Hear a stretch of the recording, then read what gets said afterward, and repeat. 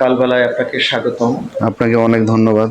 আসলে একটা গান আছে না যে ব্যস্ততা আমাকে দেয় না অবসর। আসলে চাকরি জীবনের আজকে প্রায় 20 বছর পার হয়ে 21 বছরে পদার্পণ হয়েছে। দায়িত্বের পাশাপাশি যতই সময় পার হয়েছে দায়িত্বের গণ্ডিটা অনেক বেশি বৃদ্ধি পেয়েছে।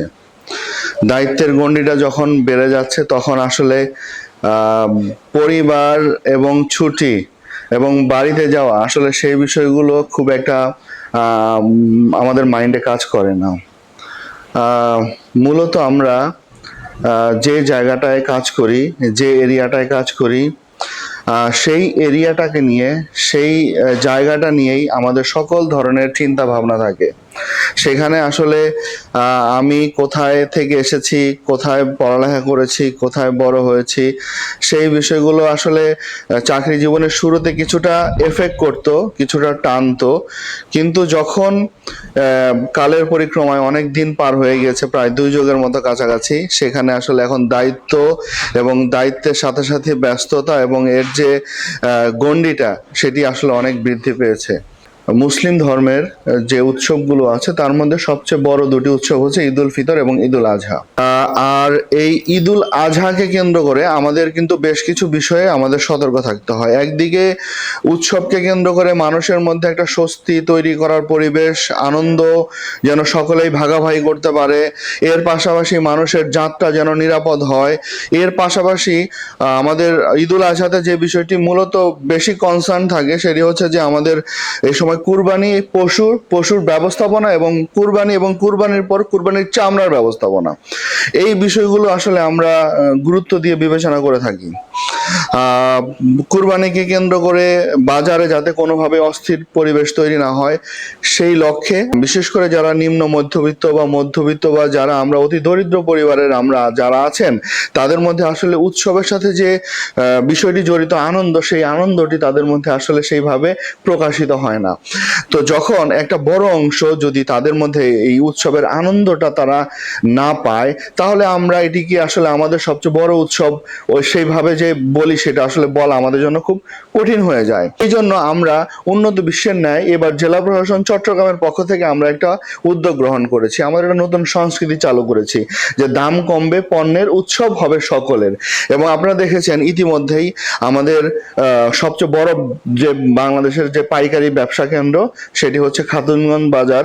সেই বাজার থেকে শুরু করে পাইকারি বাজার এবং রিয়াজউদ্দিন বাজার সহ অন্যান্য সকল বাজার ব্যবসায়ীদের সাথে আমরা বসেছি। আমরা তাদেরকে বলেছি যে উৎসবের আনন্দটা আমাদের দায়িত্ব, যেহেতু চট্টগ্রাম হচ্ছে ব্যবসা প্রসারের সূতিকাগার এবং এখানে অর্থনৈতিক বাণিজ্যিক রাজধানী, সেহেতু এই সাধারণ মানুষের যে আনন্দের যে বিষয়টি আছে সেটি নিশ্চিত করার জন্য ব্যবসায়ী হিসাবে সবার আগে চট্টগ্রামের ব্যবসায়ীদের এগিয়ে আসতে হবে। কারণ চট্টগ্রামের ব্যবসায়ীরা হচ্ছে বাংলাদেশের ব্যবসার ক্ষেত্রে রোল মডেল। উৎসবের সাথে যে জড়িত পেঁয়াজ, রসুন, আদা, মশলা থেকে শুরু করে আমরা দেখেছি 10% থেকে 20%, কোনো মশলাতে 400 টাকা পর্যন্ত কেজিতে তারা কমিয়েছে।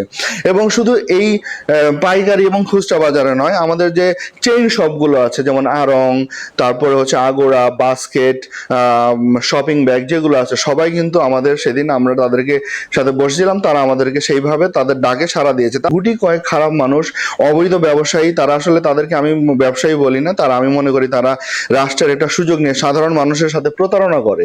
তো এই প্রতারক চক্রকে আমরা আস্তে আস্তে বিলীন করে দিতে চাই। আমি আপনাকে ব্লেম করতে পারবো, আপনি আমাকে ব্লেম করতে পারবেন, কিন্তু আমি যদি আমার দায়িত্বের জায়গায় অবিচল না থাকি, আমার কি দায়িত্ব সেটা যদি আমি ফিল না করি, আপনি আমাকে ব্লেম দিয়ে, আমি আপনাকে ব্লেম দিয়ে আমি হয়তো সাময়িক একটা প্লেজার ফিল করতে পারবো, কিন্তু আসলে সমাজের সাধারণ মানুষের কোনো উন্নতি হবে না। সমাজের সাধারণ মানুষের উন্নতি, সমাজের পরিবর্তন হতে হলে আমি বিশ্বাস করি আমাদের সকলের দায়িত্ববোধের জায়গা থেকে সচেতন হতে হবে। আমরা আমাদের দায়িত্বের জায়গায় আমরা যতগুলো জায়গায় দেখছি সেখানে কিন্তু আমরা দায়িত্বশীলতার পরিচয় আমরা নিশ্চিত করতে পারছি না।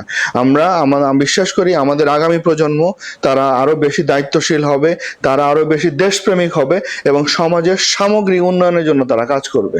চট্টগ্রামবাসীর সাথে আমি জেলা প্রশাসক হিসাবে এটি আমার দ্বিতীয় ঈদ।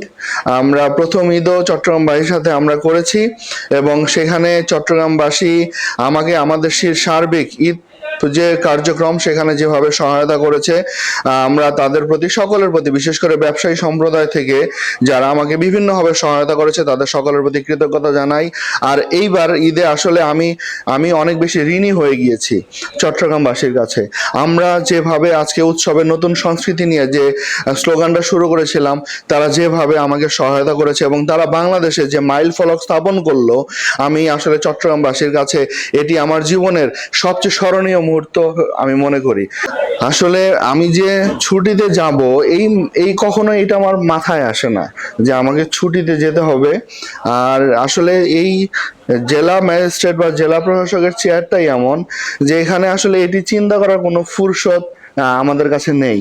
সুতরাং যেহেতু ওই চিন্তাটা নেই, সেহেতু আমার সকল আয়োজন হচ্ছে চট্টগ্রামকে কেন্দ্র করে, চট্টগ্রামের মানুষকে কেন্দ্র করে, চট্টগ্রামের সকল কর্মকর্তা সকলকে কেন্দ্র করে সবের মধ্যে তারা উদযাপন করবে, স্বস্তিময় ঈদ হবে। সেই লক্ষ্যে আমার সকল পরিকল্পনাগুলো আমরা সাজাতে থাকি, সেভাবেই আমি আমার কার্যক্রমগুলো করে থাকি। সুতরাং যেহেতু সমস্ত চিন্তা ভাবনায় আমার চট্টগ্রামের মানুষকে নিয়ে, সুতরাং সেটি আসলে আর অন্য কোনো চিন্তা কখনো মাথায় আসে না।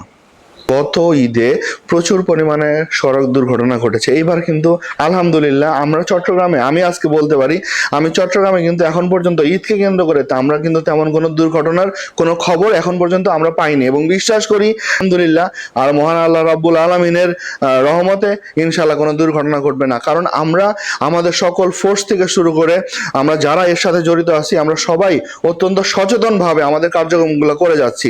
এর পাশাপাশি আমাদের সরকারের একটি নির্দেশনা ছিল যে ফেরিঘাটে যদি কোনো বাস উঠে তারা যেন অবশ্যই যাত্রীগুলোকে নামিয়ে উঠে, এবং সেটি আমরা নিশ্চিত করতে পেরেছি, এবং সেখানে যে সরকারের নির্দেশনা ছিল সেটিও বাস্তবায়িত হয়েছে।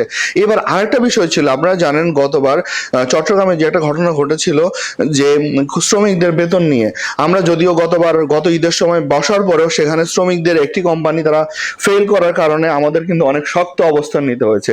তা আলহামদুলিল্লাহ ঈদুল আজহাতে এইবার কিন্তু সকল ব্যবসায়ী প্রতিষ্ঠান শতভাগ তাদের সকল শ্রমিককে সকল বেতন এবং বোনাস সঠিক সময়ে পরিশোধ করেছে।